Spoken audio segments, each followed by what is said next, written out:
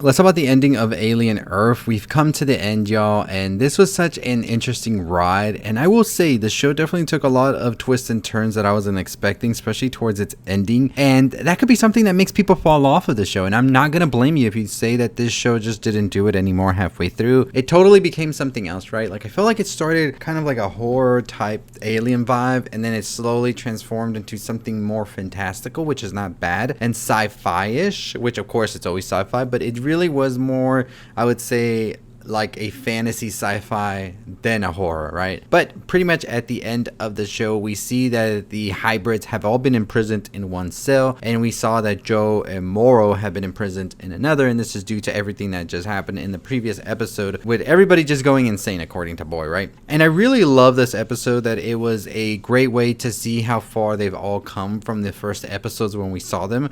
I think we see that Wendy has totally become herself now and is pretty much using her powers to shut down cameras, communication abilities. As she says, they are the ghost in the machine now, the ghost in the shell, if you will. Maybe I'm reaching there, but yeah, I really love that the hybrids have now come to terms with this is who they are, and they're going to do what they need to do. We see that Wendy is struggling as well with remembering that Joe decided to shoot Nibs at one point and believing that he chose to be with the humans instead of her, but still is going to be there for her brother, which we see her do so by opening Morrow and Joe's cell so they're able to escape. Cavalier then also reveals to the hybrids in this episode that at 6 years old, he actually built his first synthetic, which he used to kill his abusive father, as he says. This is when Wendy's just pretty much like, talk is cheap, yo. So she opens the cell for the hybrids and lets them all out, and we see Nibs kill one of Boy's bodyguard as we see Boy escape, and they're pretty much like, well, let's play some hide and seek now. So the episode kind of took a little bit of a loony, fantastical element here, which I wasn't like against, but I definitely see why people didn't really like it as much. So that definitely is something right there. Eventually we see that Morrow goes and finds Kirsch, where he pretty much incapacitates Kirsch right away, and I just felt for Kirsch right there because he was not getting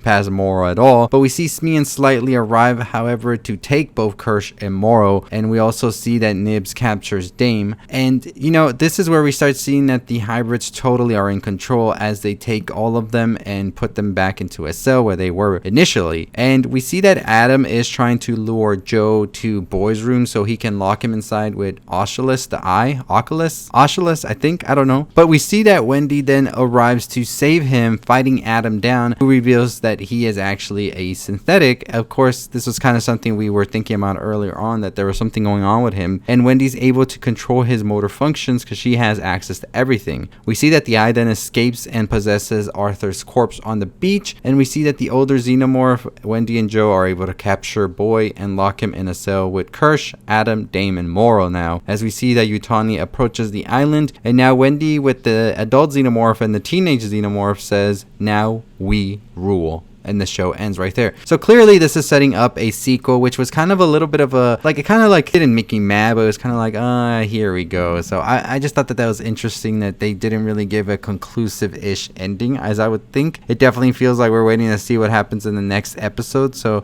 I'm glad that we were able, however, to get a show like this for Alien, because I feel like it's always great to go in a different direction, right? And I think it's just so interesting the way that the show definitely ends here.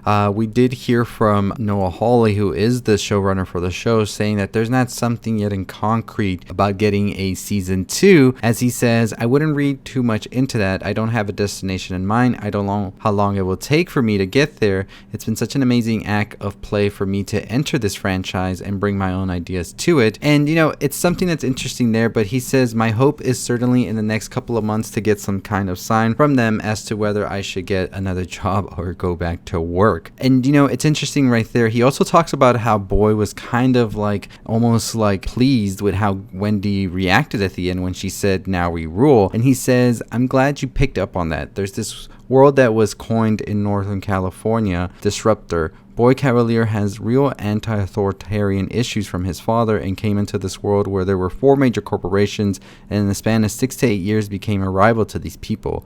Everyone else is invested in maintaining a status quo, and he is an anarchist, I feel like. So we definitely see that maybe Boy might be excited about this. At the end of the episode, we do see that Yutani forces are on their way to the island, so it's not clear how long exactly these hybrids will rule once Yutani and their forces come looking for the specimens, including the xenomorphs, and probably will be taking the hybrids as well, which I think is going to be an interesting sort of like flip here. I think we definitely see a lot in season 2 of what that could look like if they do make it, and I have theories for that. But I think pretty much by the end of this episode, we clearly saw that the hybrids have realized they are more in control than the others are, and they are done just being experiments and being observed and looked at. They are here now to live their own lives, if you will.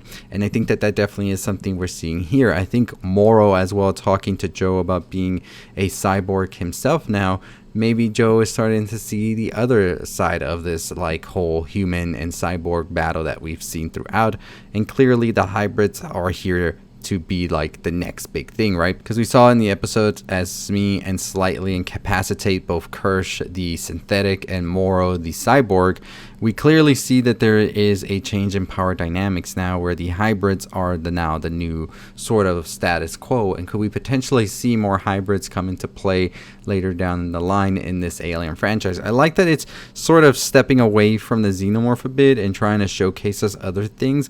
I was kind of disappointed that that big octopus thing wasn't as much in the show, because I thought it was an interesting monster, but we only got like a couple of seconds with it and then it was totally gone again, which I thought was whatever, right?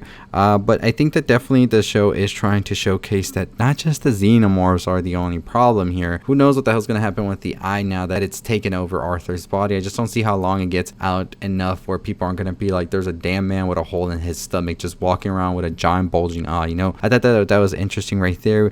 And, you know, it's going to be a very cool next couple of months to hear what we hear about Alien Earth Season 2, if it indeed is coming or not.